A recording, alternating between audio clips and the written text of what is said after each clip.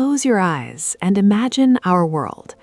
You likely see blue oceans, green forests, and perhaps the towering silhouette of a dinosaur. But rewind the clock further, past the Jurassic, past the Triassic, and you arrive at a planet that feels entirely alien. This is Earth, 540 million years ago. There are no trees, no birds, and no sound on the wind, save for the crashing of waves and the rumble of volcanoes. The land is a barren wasteland of rock and sand, utterly void of life. But beneath the churning surface of the dark, mineral-rich oceans, a revolution is brewing. Evolution is about to spark the single greatest explosion of life the universe has ever known. Welcome to the Cambrian explosion. In a geological blink of an eye, life figured out how to build complex bodies. Here, the first eyes opened to observe the world, and with sight came the first true hunters. Behold the Anomalocaris, the strange shrimp. At up to a meter long, it is the apex predator of this alien sea. Its mouth is a crushing ring of plates, and its compound eyes scan for prey with terrifying precision. This era defined the biological blueprint for almost every animal alive today. It was a time of experimentation, where nature threw genetic concepts at the wall to see what would stick.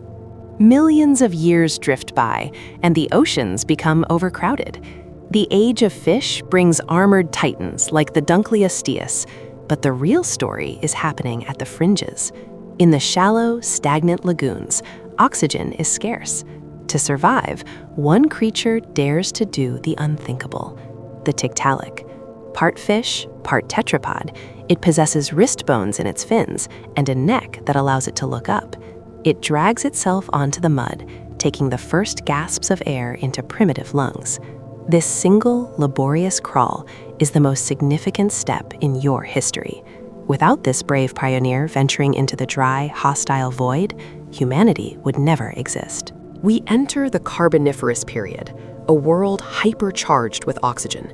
Atmosphere levels reach 35%, nearly double that of today.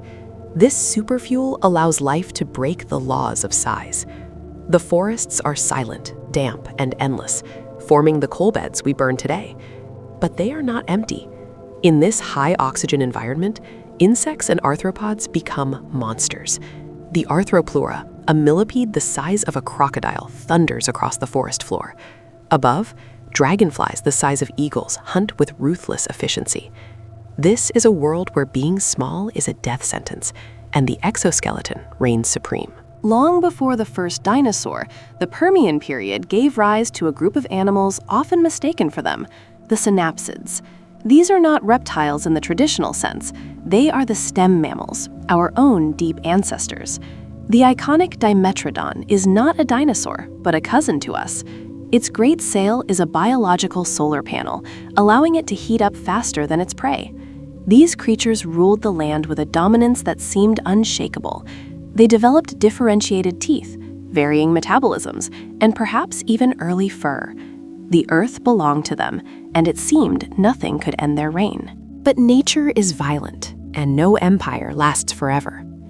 252 million years ago, the ground in present-day Siberia cracked open. The Siberian Traps eruption wasn't just a volcano. It was a continental flood of lava that lasted for huge spans of time. It pumped unimaginable amounts of carbon dioxide and methane into the atmosphere.